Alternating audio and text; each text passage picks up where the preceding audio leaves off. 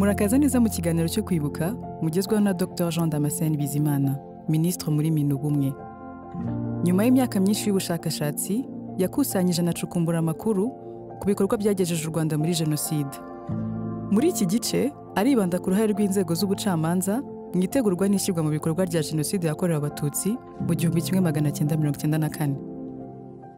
Kuva mu kwakira 1990, guverinoma y'u Rwanda yakoresheje amayeri menshi kugira ngo yumvishe abanyarwanda ndetse n'umuryango mpuzamahanga ko guta muri yombi abantu benshi byari bifite ishingiro biganjemo Abatutsi. Bumwe mu buryo bwakoreshejwe na guverinoma kwari ugutangaza ko imfungwa nyinshi z'Abatutsi ndetse na bamwe mu Bahutu barwanyaga akarengane. Izo mfungwa zari zafashwe zikajyanwa mu magereza na za stade hashingiwe ku cyo bise igitero ngo cyaba cyarabaye muri Kigali hagati y'itariki 4 n'eshanu kwakira 1990.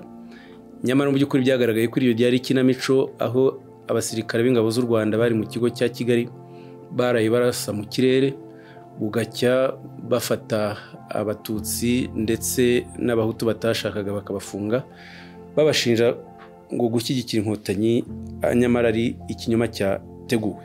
Mu kubageza muri za gereza rero, ubucamanza nabwo bwarakoreshejwe mu guhimba dosiye mpimbano, mu guhimba ibyaha bitabayeho no mu kubagerekaho imanza zidasanzwe kandi mbi zirimo icyaha cyo kugambanira igihugu no gufatanya n'umwanzi. Reka dutange ingero zimwe na zimwe zifatika zerekana uburyo izo manza zagiye ziba, ndetse n'itangazamakuru rya leta rigakoreshwa mu guharabika ababaga baregwa ibi byaha mpimbano kandi bakabinyuza kuri Radio Rwanda, bigatuma n'imiryango yabo nayo yaragiye itotezwa.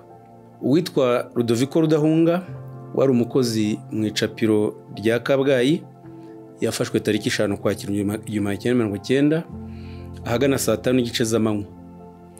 Perezida w'urukiko rw'iremezo rwa Gitarama na procureur w'Igitarama baherekejwe n'abasirikare nibo bagiye gusaka mu rugo no mu biro bya Rudahunga. Nta kintu kidasanzwe basanzeyo. Bukiye bw'uwo munsi wari uyoboye service y'iperereza Igitarama witwaga Joseph Nzabonimpa, nubwo hari habuze ikintu kigaragaza ko Rudahunga yaba agambanira igihugu, urwego rw'iperereza rwagiye kumufata rumufungira muri gereza ya Gitarama. Yafungiwe ahantu hatari urumuri, yimwa aho kuryama, yimwa amazi, yimwa n'ibiribwa. Mu ibazwa rye, abasirikare babiri bamujombaga imbunda ya pistole n'indi mbunda nini bari bafite, babiri bakamukubita inkoni n'insinga z'ibyuma, mu gihe umusirikare wa gatatu yandikaga ibisubizo bari bamuteguriye. Rudahunga yabajijwe aryamye, yubitse umutwe n'inda, amaboko abohewe inyuma. Ibikorwa byakozwe bitegetswe n'umushinjacyaha wa Gitarama Paulin Nkubiri na Majoro Bernard Ntuyahaga wari umuyobozi w'ingabo muri Gitarama, hamwe n'umukozi urwego rw'iperereza muri Gitarama Joseph Nzabonimpa.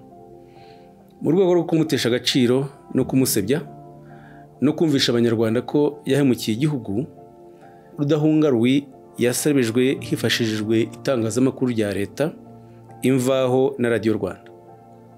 Umunyamakuru Gaspard Senzoga wari uhagarariye Orenfort Gitarama yanditse inkuru mu Mvaho nimero 884 yo ku itariki enye kugeza ku ya 10 Werurwe 1991 yuzuye ibinyoma yashinjaga Rudahunga nk'uko byari byanditswe n'ubundi na babasirikare n'inzego z'iperereza twavuze haruguru.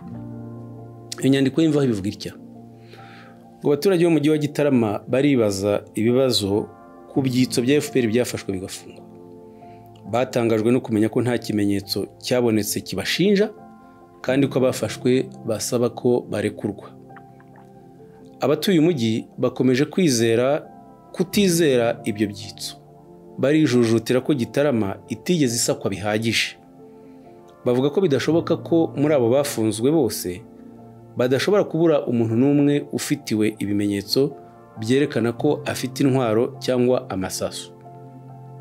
Uyu munsi kuwa 25 Gashyantare amasasu 75 yavumbuwe aho yarahishwe mu icapiro rya Kabgayi.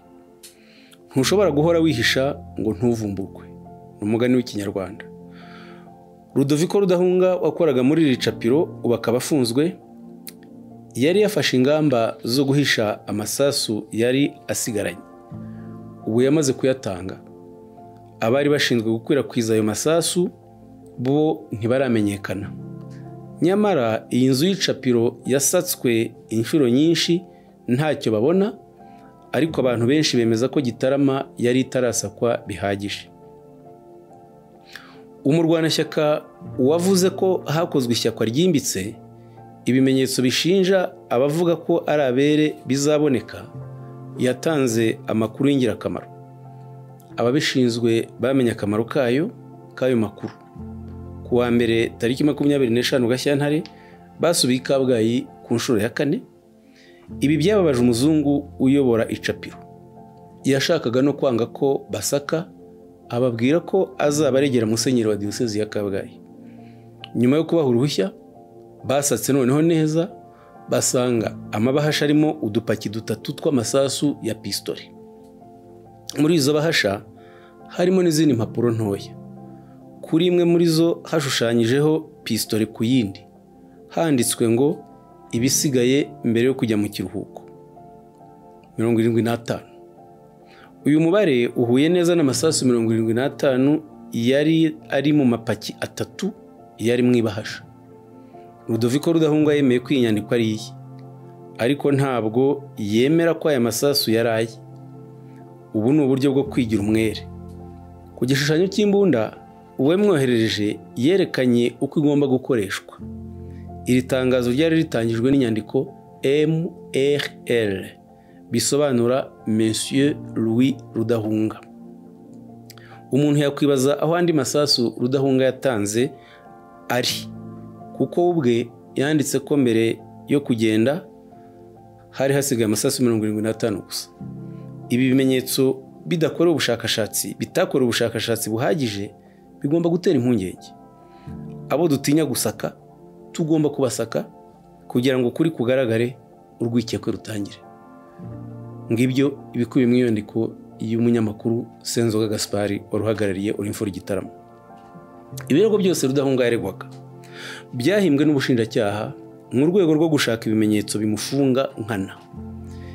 Iperereza ryigenga ryakoreshejwe na diyosezi ya Kabgayi ryerekanye ko ari ibinyoma byahimbwe hagamije gushinja Louis Rudahunga ibinyoma. Kabgayi ubuyobozi bwayo yerekanye ko ubwangamugayo bwa Rudoviko Rudahunga bwatumye umuyobozi w'icapiro rya Kabgayi ufite ubwenegihugu bw'Ububiligi atangira gukora iperereza ryigenga afatanyije na musenyeri wa diyoseze ya Kabgayi, Musenyeri Tadeyo Nsengiyumva. Ubushakashatsi bwigenga bwagaragaje ko amasasu yitiriwe Rudahunga yashyizwe mu biro bye atabizi, ahashyirwa na bamwe mu bakozi b'icapiro rya Kabgayi babitegetswe n'umushinjacyaha wa Gitarama Pauline Nkubiri, Major Bernard Ntuyahaga uyoboraga ingabo muri Gitarama, n'umuyobozi wa serivisi y'iperereza muri Gitarama w'icyo gihe yari Vincent Rwirahira wari warasimbuye Joseph Nzabonimpa. Louis Rudahunga yaje gufungurwa ku itariki 12 Werurwe 1991. Yaje no gusubizwa mu mirimo ye, ariko abari baramuhimbiye ibyaha bakomeje kumutoteza. Urundi rugero ni urukubiye muri raporo yakozwe n'umushinjacyaha mukuru Reverien Mukama yo mu Kuboza 1990, yari ifite nimero 2/RMPSE/177/Progerar. Yashyikirijwe Minisitiri w'Ubutabera, ayita raporo y'amadosiye y'inkotanyi. Iyi raporo yakozwe na Procureur mukuru igaragaza ibirego byashinjwa abantu 32 bafatwaga nk'abari abayobozi b'abandi. Isesengura ry'iyo raporo rigaragaza ko ibimenyetso birimo ari ibyahimbwe, ari ibimenyetso mu by'ukuri by'urukozasoni. Batangirira kwitwaga Narcisse Munyambaraga, wafatwaga nk'uwo bitaga Gashoza Ntambara, nk'uwo bitaga ko yarayoboye itsinda ry'ibyitso, bakamushinjanya n'abandi nabo bitaga ngo itsinda rya Munyambaraga. muri iyi raporo ya procureur mukuru bavugaga ko Munyambaraga n'itsinda rye bashinjwa ibyaha bitatu: icyaha cyo kugambanira Repubulika y'u Rwanda kubera gutunga intwaro, icyaha cyo kugirana umubano uganisha ku bugome na FPR Inkotanyi hagamijwe gushyigikira intambara n'ibitero byibasiye Repubulika y'u Rwanda, hanyuma n'icyaha cy'ubuhemu kigamije guhungabanya ubutegetsi bwemewe n'itegeko nshinga binyuze mu iterabwoba n'intambara. Dosiye y'ibirego by'umushinjacyaha mukuru Reverien Mukama ivuga ko ibimenyetso bishinja Munyambaraga bishingiye ku kuba Munyambaraga na Narcisse n'abandi bariyemereye ibyaha bikurikira, akabivuga ngo kugira inshingano ku rwego rw'igihugu zo gukusanya ibitekerezo n'ibibazo byose bijyanye na FPR, gukusanya ibitekerezo. Ikirego kigakomeza kigira kiti umuhuzabikorwa w'imirimo ya komite yabo ni Narcisse Munyambaraga, umwungirije ni Karipofori Gatera, umunyamabanga ushinzwe kwamamaza ibitekerezo by'inkotanyi ni Donatien Rugema afatanyije na Ignace Ruhatana. Jean Baptiste Karinijabo na Pierre Bayingana bashinzwe gushaka abayoboke no gukusanya amakuru yizewe ku mubare w'abasirikare bacu, imbunda batunze ndetse n'uburyo bashyira mu bikorwa inshingano zabo. Aba bamaze kuvugwa haruguru bose bashakisha abanyamuryango bagakora amatsinda mato muri buri prefegitura hagamijwe gutegura itahuka ry'inkotanyi, bakora inama z'abantu bake bake zibafasha gukwirakwiza ibihuha mu baturage, bemeza ko gahunda ziringaniza amoko n'akarere zihwanye n'ivangura ry'amoko nk'uko ryakozwe muri Afurika y'Epfo. Bakwirakwizaga kandi ibihuha bivuga ko ubutunzi buri mu maboko y'abantu bake mu gihe umushahara utiyongera, bityo ubuzima muri rusange buragenda buhenda kandi bugoye ku baturage. Bakwirakwije mu baturage ku igitekerezo cy'uko amoko agaragara mu ndangamuntu ari ivangura rishingiye ku moko. Dosiye ya procureur mukuru Reverien Mukama kuri Munyambaraga n'itsinda rye igasoza igira iti ibimenyetso bibashinja bigizwe n'ibimaze gusobanurwa. Bose uko ari 8 bemeye icyaha kandi bararegana. Ubushinjacyaha bushingiye ku miterere y'icyaha n'ibimenyetso simusiga bimaze kugaragazwa busaba igihano cy'urupfu ku baregwa bose hamwe no kwishyura amagarama y'urubanza. Ngibyo bimwe mu bimenyetso bike bisobanura ishingiro ry'ibyaha baregwa, nk'uko ubutegetsi bwa Perezida Habyarimana bubivuga ko abagize uwo mutwe witwa wa Munyambaraga bafatwa nk'ibyitso bya FPR. Icyakora aba bantu bakoraga mu nzego zinyuranye koko z'ubutegetsi bwite bwa leta ndetse n'iz'abikorera ku giti cyabo, kandi ntibyagaragaye ko bari baziranye kuva kera kugira ngo bibe ukuri kwerekana ko bafatanyije umugambi mubisha. Nta nahagaragaye urutonde rw'abitabiriye inama Narcisse Munyambaraga n'abagenzi be bavugwa ko baba barakoze ngo berekane ahantu barukoreye, ibyifuzo byabo n'ibindi bimenyetso byashoboraga kwemeza ubufatanyacyaha bwabo. Ntabwo kandi herekanywe ubushobozi aba bari bafite bwo guha abaturage, kubuha abasivili n'abandi kugira ngo babone amakuru y'ibanga y'ingabo z'u Rwanda nk'uko babyitirirwaga. Ikindi kandi ayo makuru agirwa n'igisirikare. Ntibyumvikana uburyo abasivili bashoboraga kumenya amakuru y'amabanga y'ingabo z'u Rwanda ngo babe bashinjwa kuyamena no kuyashyira FPR. Ariko muri urubanza rw'itsinda ryitiriwe Munyambaraga nta n'umusirikare wigeze areganwa hamwe nabo ngo bibe ikimenyetso cyerekana ubufatanyacyaha n'uburyo bwerekana ko bashobora koko kuba barabonye amakuru y'amabanga ya gisirikare bashinjwaga. Gushingira gusa kuvuga ko abaregwaga bemeye icyaha ntabwo byari bihagije, kubera ko mu rubanza abaregwaga bose bagaragaje ko ari abere kandi basobanura neza ko ibyo bemeye babitewe n'akababaro, iyicarubozo, amaburakindi, kubera ko bakora iyicarubozo rihambaye barikorerwa n'ubushinjacyaha ndetse banarikorerwa na gendarmerie n'inzego z'iperereza aho bagiye banyuzwa hose. Ibimenyetso kandi bifatika byerekana iyicarubozo ku mibiri yabo barabyerekanye mu rukiko, banabyereka imiryango iharanira uburenganzira bwa muntu, harimo umuryango utabara imbabare wagiye ubasura. Narcisse Munyambaraga n'abagenzi be berekanye ko bakorewe iyicarubozo mu bihe bitandukanye n'abajandarume, cyane cyane abo mu ishami ryabo ryakoreraga ku Muhima bitaga criminology. Iyi serivisi yari izwi cyane kubera amarorerwa yakoresheje mu kwica urubozo no kuyakorera izindi nzirakarengane nyinshi zahafungiwe. Banagaragaje ko hari n'indi icarubozo bakorewe muri Perezidansi ya Repubulika rikozwe na Kapiteni Simbikangwa na bagenzi be, harimo nko kuba barerekanye ko bagiye bashyirwa ku mashanyarazi, kunyweshwa inkari, kurishwa imyanda ihumura nabi n'andi mahano ndengakamere bakoreshejwe muri icarubozo ryabo. Urundi rubanza rwagaragaye n'urw'uwitwa Charles Mukurarinda, nawe wari mu baregwaga mu rubanza rudasanzwe. Mu ntangiriro z'Ukwakira 1990 yarafashwe afungirwa kuri Brigade ya Gendarmerie Igikondo mbere yo kwimurirwa muri gereza ya Ruhengeri. Ku itariki 28 Ukwakira 1990 yabajijwe n'inzego z'iperereza. Ibazwa rye ryamaze amasaha 6.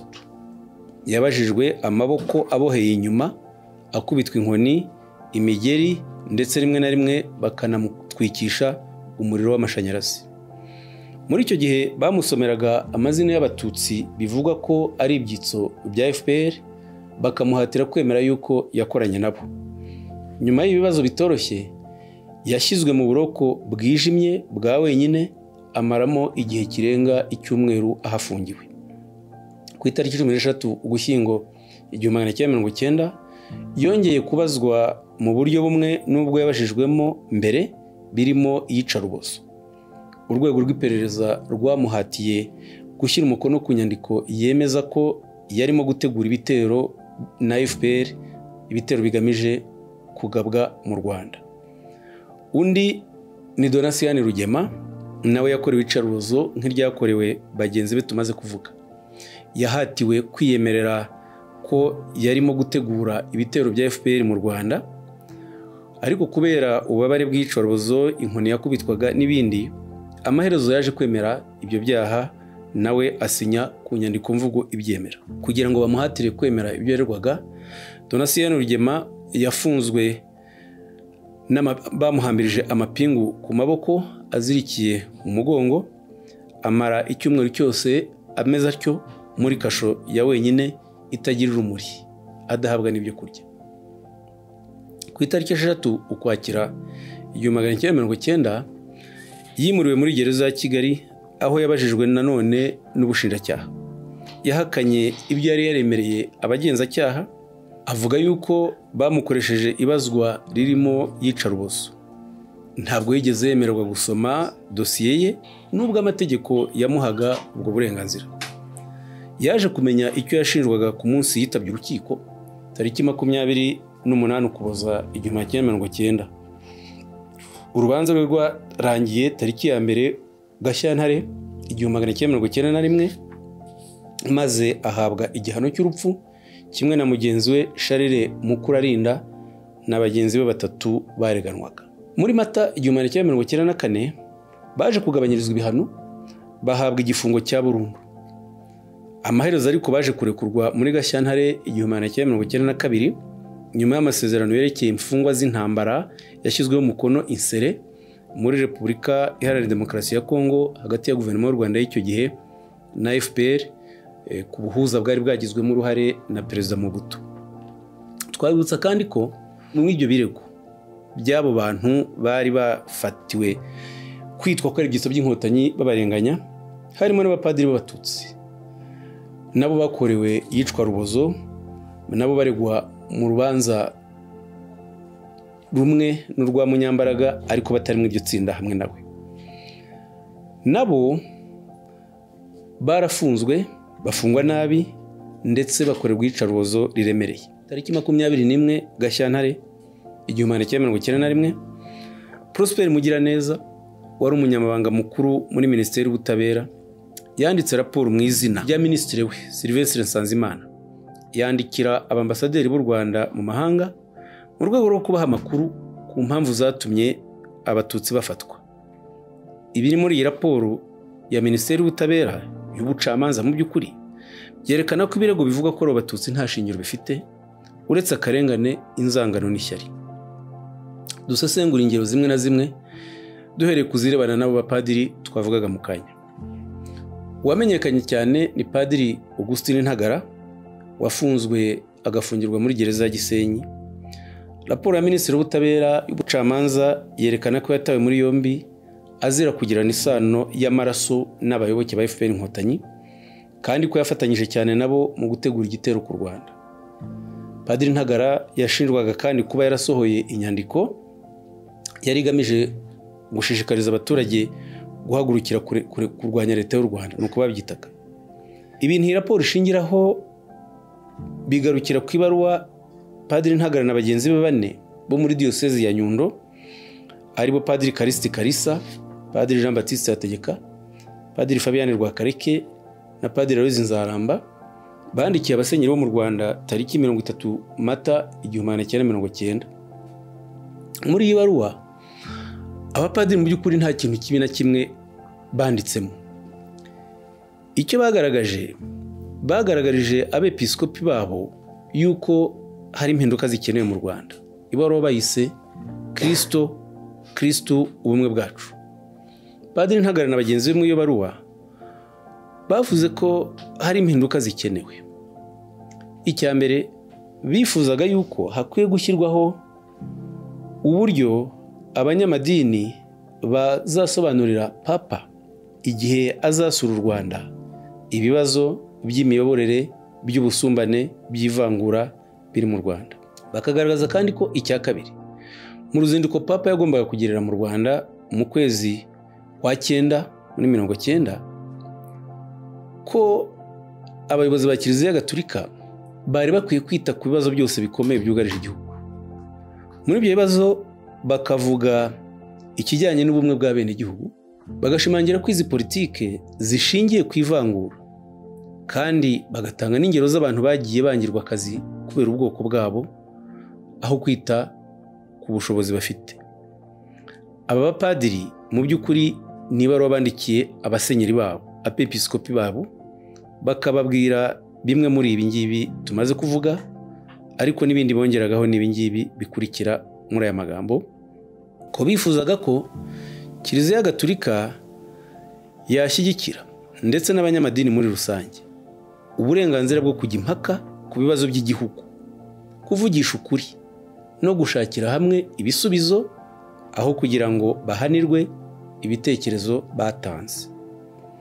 Basabaga abepiskopi Gatolika kwemeza ko ubumwe bw'abanyagihugu b'Abanyarwanda bugomba gushingira ku butabera nyabwo. Akaba ariyo mpamvu abapadiri basabaga yuko hakurwaho politiki y'iringaniza ku moko no mu turere, bagahamagarira Kiliziya Gatolika kwitandukanya n'iyo nzira kandi bakareka gushingira ku moko mu bijyanye no gutanga akazi no gutoranya abanyeshuri bajya mu iseminari.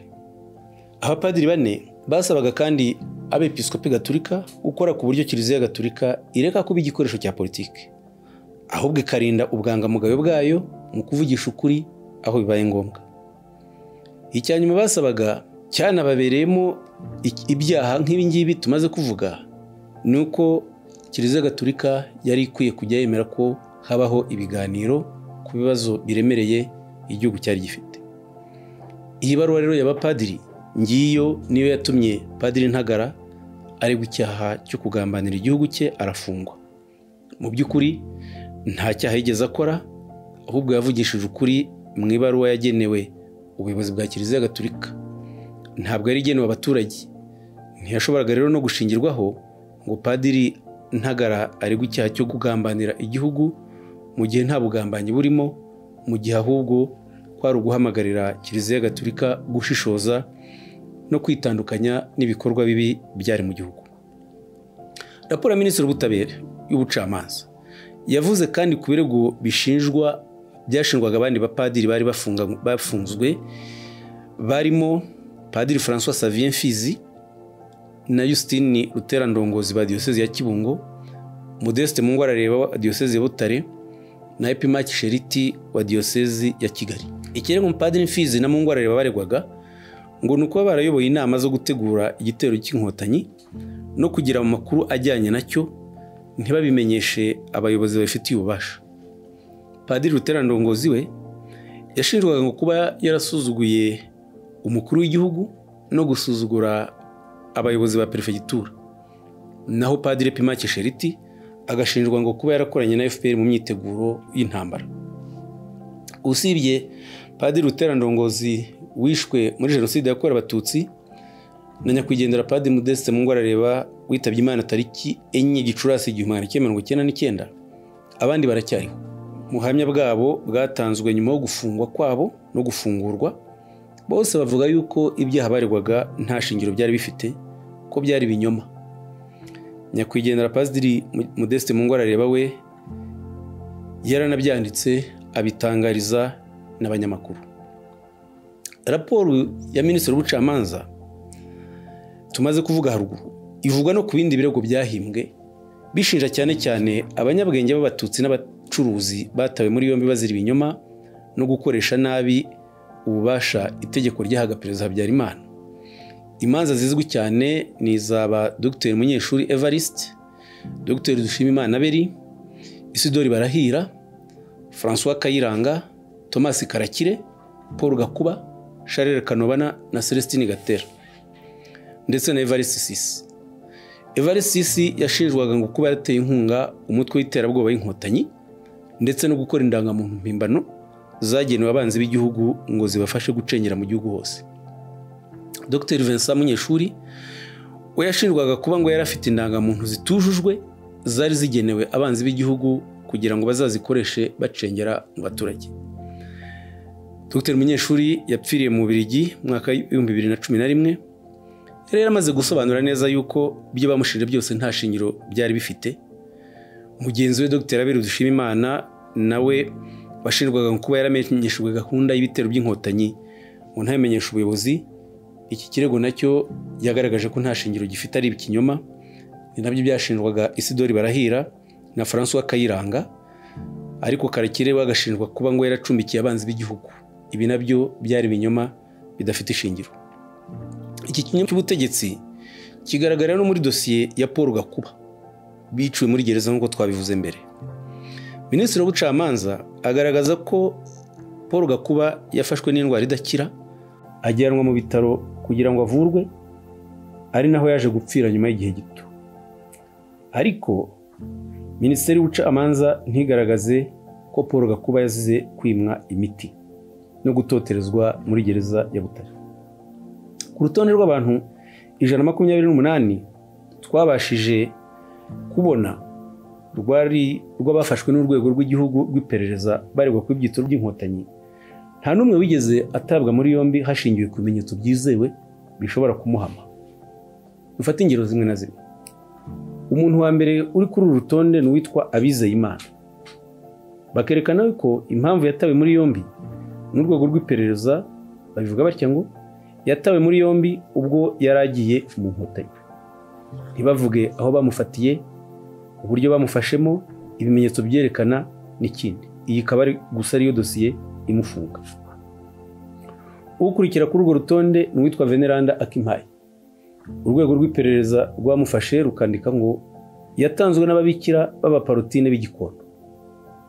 Ntibagaragaza ibirego ababikira bamushinja, impamvu zabyo, ibimenyetso byabyo n'ibindi. Impamvu yo guta muri yombi nanone umucuranzi wari uzwi wita Loti Bizimana n'urwego rw'iperereza bavuze ngo yahimbiye Inkotanyi indirimbo. Iki nicyo cyaha. Nanone ntabwo urwego rw'iperereza ndetse n'ubucamanza bagaragaza iyo ndirimbo yariyo, amagambo agize icyaha yariyo, naho yaba yarakorewe. Undi mucuranzi uzwi Dieudonné Bizimungu wavukaga mu muryango w'Abagogo ku Gisenyi, nawe yafashwe n'urwego rw'iperereza. Muri dosiye ye handitse ibikurikira ngo yatanzwe na Jean Bosco Kalisa Kayitare. Yari ashinzwe guhuza ibikorwa bya FPR hagati ya Kampala na Kigali. Nta bimenyetso na bike bagaragaza byerekana uruhare rw'icyaha Dieudonné Bizimungu yaba yarakoze. Undi witwa Hawa Gahongayire ni ingero nkeya twagiye dufata. Dosiye ye handitse ko ngo icyaha cye nuko muri aya magambo ngo kubera ko yari inshuti ya Kaje Guhakwa. Ntibagaragaza ubucuti bwa Kaje Guhakwa, aho bugize icyaha, ibimenyetso byabyo, aho byakorewe n'ibindi byose bigaragaza icyaha umuntu ashobora gushinjwa akaba yajyanwa muri gereza no mu bucamanza. undi witwa Venante Gatete, inyandiko mvugo y'ibirego bye yanditse muri aya magambo ngo afatanya n'inkotanyi aziha amafaranga, n'umwe mu bagabye igitero muri Kigali mu ijoro ryo kuwa 4 rishyirwa 5 Ukwakira 1990.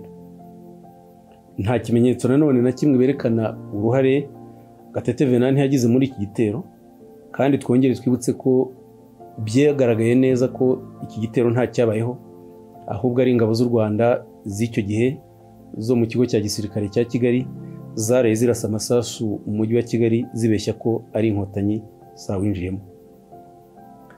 Undi tugiye kuvuga nanone kuri dosiye y'ubucamanza bigaragaza yuko zari dosiye mpimbano n'uwitwaga Jean Marie Baguta, bakagaragaza ngo ikirego ngo yatanze amakuru ajyanye n'ubukungu bw'igihugu. Nanone ntabwo idosiye igaragaza amakuru yariyo, ibigize icyaha, aho byakorewe, ibimenyetso n'ibindi. Undi mwana w'umukobwa wari ukiri mutoya witwa Hildegarde Mukamugema, dosiye yerekana ko yari afite imyaka 15, yatawe nawe muri yombi n'urwego rw'igihugu rw'iperereza, bandika ko ngo icyaha cye ngo yinjiye mu gihugu yoherejwe n'inkotanyi avuye muri Uganda, nta byangombwa by'ingendo yari afite. Wakwibaza ngo ni gute inkotanyi zari gukoresha umukobwa muto mu butasi kandi ntibanerekane ikimenyetso kibigaragaza, uburyo yakoreshejwemo n'ibindi. Undi mubyeyi witwa Maria Mukamusoni nawe yarafunzwe afashwe n'urwego rw'iperereza na parike. Dosiye ye ikaba yanditse muri uburyo ngo ni icyitso cya FPR kubera ko yatelefonye mu Buholandi, Ubwongereza n'Ububiligi. Umuntu yakwibaza gutelefona niyo byaba ari byo. Gutelefona gusa mu mahanga bishobora kuba ikimenyetso cy'icyaha hatagaragajwe amagambo agize icyaha n'ibindi bimenyetso byaba biri muri izi telefone. Witwa Violette Muronkwere wari umukozi wa Orinfor nawe yatawe muri yombi arafungwa. Dosiye ye igezwa mu rukiko handitse ngo ni inshuti ya Sumuta Karangwa wari umukunzi wa Fred Rwigema, yitabira inama za FPR. Ntibagaragaza ahubwo ubucuti bwabereye, ikiburanga, icyaha kirimo, izo nama za FPR aho zabereye, ibimenyetso byazo n'ibindi byose byerekana icyaha koko. Abandi witwa Frederic Mutagwera wari umunyamategeko n'umuvandimwe we Felicien Mutarikanwa, bakandika ngo icyaha baregwa bari bazi iby'igitero cya FPR inkotanyi. Nanone iyi dosiye ntiyerekana ibimenyetso na bikeya. Kuri Mutarikanwa bakanandikaho ko ngo abamushinja bongeraho ko ngo iwe basanze abantu benshi baririmba ngo twatashye mu Mutara. Ngibyo ibyaha baregaga Mutarikanwa, ariko iteka ryose ukabura ikimenyetso na kimwe. Undi witwa Primiani Nyemazi bavuze ko icyaha cye ari uko basanze ngo yari afite 146 by'amanyarwanda atashoboraga kwerekana inkomoko yayo, ngo yendaga kuyoherereza inkotanyi. Ku rubanza rw'undi ushinjwa witwaga Daniel Nzabamwita, avuga ko yafatiwe ku Muhima saa 9 z'umugoroba mu masaha atemewe. Abashinzwe iperereza ndetse n'ubushinjacyaha bagaragaje ko ngo yari inkotanyi kubera ko ngo atari afite impapuro z'indangamuntu, kandi akaba atazi izina ry'umuyobozi wa komine cyangwa irya konseye wa segiteri. Kutamenya izina rya burugumesitiri, kutamenya izina rya konseye bikavamo icyaha cyitirirwa yuko uri icyitso cy'inkotanyi. Twahisemo gufata izi ngero nkeya zifatika kugira ngo tugaragaze ko iyo tuvuga ko aba bantu bashinjwe ibinyoma mpimbano ari ikintu cy'ukuri kandi kiboneka iyo urebye dosiye zabo iyo uzisenguye. Ari nayo mpamvu no kubajyana mu nkiko bitigeze bikorwa, bakemera no kubafungura kubera amasezerano bagiranye na FPR inkotanyi yo guhererekanya imfungo. Icyo twavusozerezaho rero nuko muri rusange tugaragaza muri iki kiganiro nuko abacamanza, abakozi b'ubucamanza, ab'inkiko aba pariki, ubushinjacyaha n'ubugenzacyaha, abakozi b'inzego z'iperereza, abazana muri icyo gihe bose bijanditse muri ibi bikorwa by'iyicarubozo by'umugambi wa jenoside, ndetse abenshi mu banyamategeko harimo n'abari baraminuje n'abari barize amategeko bagombaga kuyubaha no kuyubahiriza, bagize uruhare mu gutegura umugambi wa jenoside no kuwushyira mu bikorwa. Dutange ingero zimwe na zimwe dusorezaho. Ntamabyarira Agnes wari minisitiri w'ubucamanza mu gihe cya guverinoma y'abatabazi na mbere yayo, n'umwe mu bashinze Hutu Power mu ishyaka rya Parti Liberal afatanyije na Justine Mugenzi na Stanislas Munampeka. Urukiko rwagaragaje umwanzuro warwo ko Agnes Ntamabyariro yahembaga interahamwe zishe abatutsi benshi kurusha izindi, kandi akazishishikariza kwica zitababariye n'abana. Urugero rwemejwe n'urukiko kuri ubwo bugome rwa Minisitiri Ntamabyariro, naho mu kwezi kwa Gicurasi 1994 yanyuze kuri bariyeri ahitwa Gatunda mu mujyi wa Kibuye, agacyaha interahamwe azibwira ngo ndabona mwishe abasaza gusa, kuki nta mirambo y'abakiri bato mbona hano. Abandi twavuga babaye ba ruharwa b'abanyamategeko ni Mateo Ngirumpatse na Karemera Edouard bitaga Rukusanya. Ngirumpatse yari perezida wa MRND ku rwego rw'igihugu, akaba yaranakoze imirimo myinshi, harimo kuba yarabaye minisitiri w'ubucamanza, yabaye ambasaderi w'u Rwanda mu Budage no muri Ethiopia, aba umuyobozi mukuru wo muri presidence, aba umuyobozi mukuru wa Sonarwa n'indi mirimo.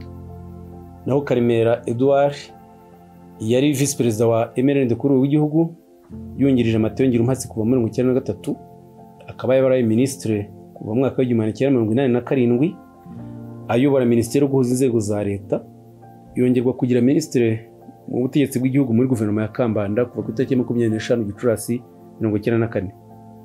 Bombi baburanye mu rubanza rumwe mu rukiko mpuzamahanga mpanabyaha rwashyiriweho u Rwanda Arusha, baregwa ibyaha bakoranye kandi bakoresheje interahamwe muri jenoside.